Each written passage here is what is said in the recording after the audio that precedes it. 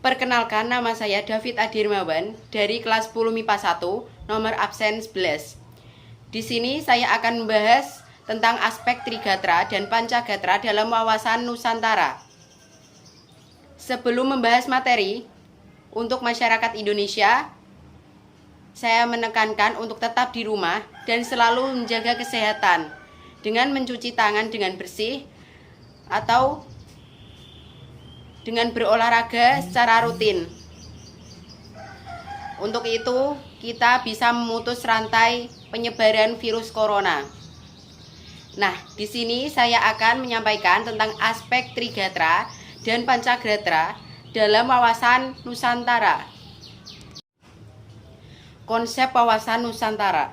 Konsep wawasan Nusantara adalah suatu konsep di dalam cara pandang dan pengaturan yang mencakup segenap kehidupan bangsa atau disebut juga Astagatra. Astagatra dibagi menjadi dua, yaitu aspek alamiah atau Trigatra dan aspek sosial atau Pancagatra. Nah, kita akan membahas lebih dalam tentang aspek Trigatra dan aspek Pancagatra. Yang pertama yaitu aspek Trigatra. Aspek Trigatra dibagi menjadi tiga, yaitu letak dan bentuk geografi, keadaan dan kemampuan penduduk, dan keadaan dan kekayaan alam. A. Letak dan bentuk geografi. Berdasarkan letak geografisnya, bentuk negara dibagi menjadi tiga. Yang pertama, di daratan, di lautan, atau di lingkungan daratan dan lautan. Negara yang memiliki ciri khusus berkenaan dengan letaknya, yaitu dibagi menjadi dua. Negara dikelilingi daratan, negara dikelilingi lautan. Negara dikelilingi lautan dibagi menjadi empat. Yang pertama yaitu negara kepulauan atau archipelago state. Negara dikelilingi lautan. Negara dikelilingi lautan dibagi menjadi empat. Yang pertama yaitu negara kepulauan atau archipelago state, yaitu terdiri atas satu kumpulan pulau-pulau atau wilayah lautan lebih luas dari daratnya.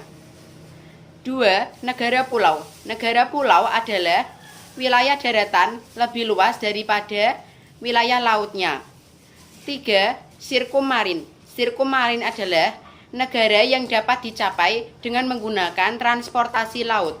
Empat, negara daratan yang wilayahnya bersifat kepulauan. Dua, keadaan dan kemampuan penduduk.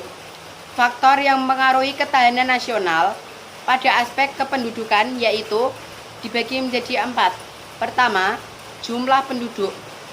Jumlah penduduk berubah karena kematian, kelahiran, pendatang baru, dan orang yang meninggalkan wilayahnya. Dua, komposisi penduduk. Faktor yang mempengaruhi komposisi penduduk yaitu umur, jenis kelamin, dan tingkat pendidikan. Tiga, persebaran penduduk. Faktor persebaran penduduk ideal yaitu persebaran yang sekaligus dapat memenuhi persyaratan kesejahteraan dan keamanan, yaitu persebaran yang proporsional. Empat, kualitas penduduk.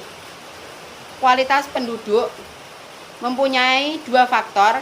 Yang pertama, faktor fisik yang berupa kesehatan, gizi, dan kebugaran.